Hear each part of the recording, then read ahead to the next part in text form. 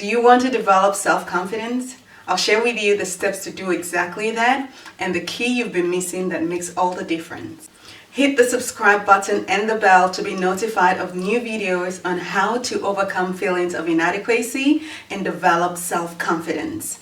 These steps I'll be sharing with you are the same steps I share with my clients that takes them from stuck to goal achievement. If you do a Google search, go on the internet, YouTube, you will find a plethora of information on how to be self-confident, how to improve, develop self-confidence, 5 keys and all of that. And I'll be sharing some of them with you. But the missing information we don't often hear is about the things that get in the way. What is getting in the way of us being self-confident? We need to talk more about those. And again, I'll be sharing the key that makes the difference with you in this video. Self-confidence is an attitude about your skills, your abilities, and what you believe about yourself. It's about accepting yourself, flaws and all. It's about communicating effectively, being assertive. It's about knowing that you have what it takes to succeed and that you can succeed. Self-confidence is about setting and holding your boundaries. So here are some steps to build confidence. Accept yourself. Accept yourself means that you are not in shame about any part of your life or who you are. It does not mean that there are not parts of you that you don't like. It does not mean that there's no room for improvement and that you cannot be better in yourself. It just means that you're not going to be ashamed about any part of your life and that you make it okay being who you are, giving yourself permission to be better. What that means when you accept yourself is that you can go into a room without the pressure to be perfect. You can go into any place and before anybody and not have to please or perform or act. You can show up as you are, knowing that not everybody will get you, not everybody will like you, and guess what? That's okay. And so you can go into a place with a positive energy. You can bring all of who you are, your gifts, your talents, your smarts. You can bring that without being afraid that you may be judged or you may not be accepted or trying to belong or fit into whatever category that people expect of you. Understand that you are worthy of being treated with respect. That's a key to being self-confident, to know that no matter what you've done wrong, no matter what you didn't get right, no matter what mistakes you have made, that you are worthy to be treated with respect. No matter who is involved, no matter how much you've blown it, irrespective, I deserve respect no matter what happens. It means you don't give people permission to shame you, to talk you down, and to devalue you. Be a work in progress.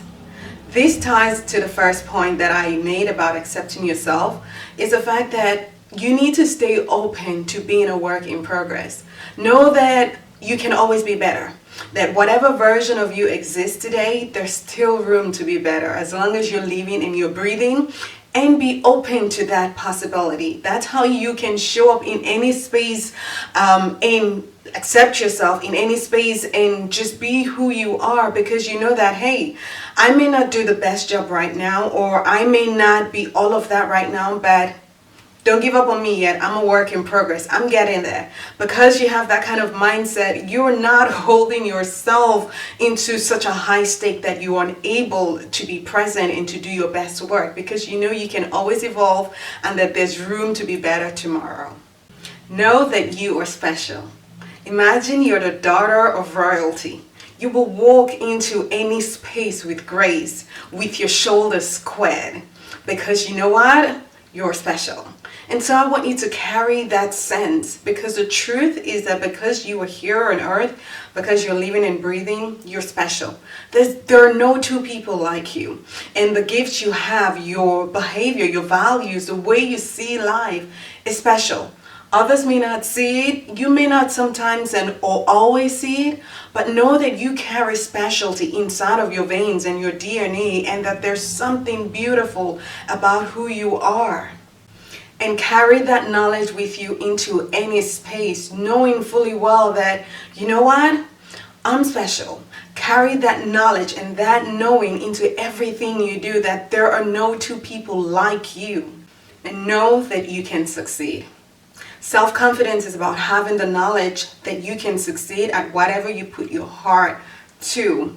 And yes, you may have failed a number of times and you may have failed at different things, but it is the knowing that if you get an understanding of something, if you put your heart to it, that if you put your energy and your commitment to something, that you can achieve it. Having that self-belief will help you show up confidently. And like I mentioned in the previous steps, it's only a matter of time that if you don't get it right in this particular occasion, you know that you can try again. And if you work hard at it, that you will get it and you will win.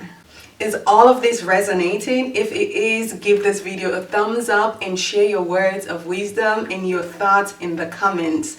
Plus, I put together a free guide to help you rock your confidence. I will share the information a little later. So those are the steps to help you build self-confidence. But what is the key you've been missing? What gets in the way of us developing confidence? I'll give you two. First is the fact that we have bought into the messages that we are not enough. It's the fact that we make it okay when we are told, when we experience situations that tell us that we're not enough. Maybe the presentation didn't go well. Maybe you did not get the specific job that you applied for and you were hoping desperately to get. And maybe you are still single, even though you think by now you should have found the right partner. And maybe you feel like your body does not conform to the standard that society, the magazines, the media has set. And all of this makes you believe that you are not enough. It's buying into those messages. That's what gets in the way of our self-confidence. That's what gets in the way of us becoming the very best at who we are and what we can do. It's the fact that we have bought into those messages that we are not enough. Whether it's overtly or covertly, whether it's from people we respect and care about or authority figures, or whether it's just from life experiences. Maybe you failed at something, so automatically you assigned meaning to that experience. Well, maybe because I failed, it means I'm not good enough. Or somebody tells you, you know what, that was crap. You didn't do a good job. That was very poor. Or you should have got that role. You know, you should be at a particular level in your life right now. And as a result, you have made it okay. You have bought into those messages and you have come to believe that you are not enough. That is what keeps us from developing our self-confidence. So how do you flip that? Know that you are enough. It does not matter what is not done well. It does not matter what you've not achieved. It does not matter who told you you were not good enough or didn't do a good job or you performed poorly. Don't believe that message. Don't believe that you're not enough. And like I mentioned in the steps before, it's about knowing that there's still room for growth. There's still room for progress, that you're evolving, you're a work in progress. And so when you encounter a challenging situation or a negative voice externally, don't buy the message that you're not enough. Because every time you do buy into that message that you're not enough, it depletes you of confidence, it depletes you of your gifts, it depletes you of your energy. And so it means that you will be showing up with less energy, less of who you are, with less of your creativity because you allowed that message to sink in. The other part of the key you're missing, what gets in the way, is that you are not stepping out of your comfort zone often enough.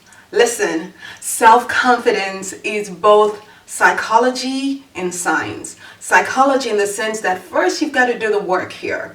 Those steps I talked about earlier, you've got to believe those things. You've got to accept yourself. You've got to know that you're a work in progress, that you have what it takes to succeed. You've got to believe that first. And when you do believe that, you've got to then put yourself out there over and over again, which is the science that I mean. That is to say, doing the same thing over and over again. So with that mindset in place and showing up, stretching yourself, you know what, doing the presentation, even though you don't feel like you're up for the task, but knowing that, you know what, I'm a work in progress. I can deliver this thing well, and even if it does not come out well enough, I can improve on that. And so you put yourself forward and you put yourself out there. You know what, I'm gonna go for that promotion. Even though I feel like I'm not quite qualified, well, by going for that promotion, I will get feedback and then I can be better. You know, so you just keep putting yourself out there over and over again. And that's how you build self-confidence. Developing self-confidence is both psychology and science. If you want one-to-one support to grow your confidence, book a no-fee discovery session with myself to see how I help. Subscribe if you have not done so already and hit the bell so you can get new videos on how to develop self-confidence. Join the community. Give this video a thumbs up if it helped you and share it with other women. Grab my free gift, 3 Steps to a Confident You. All the information is in the description box below.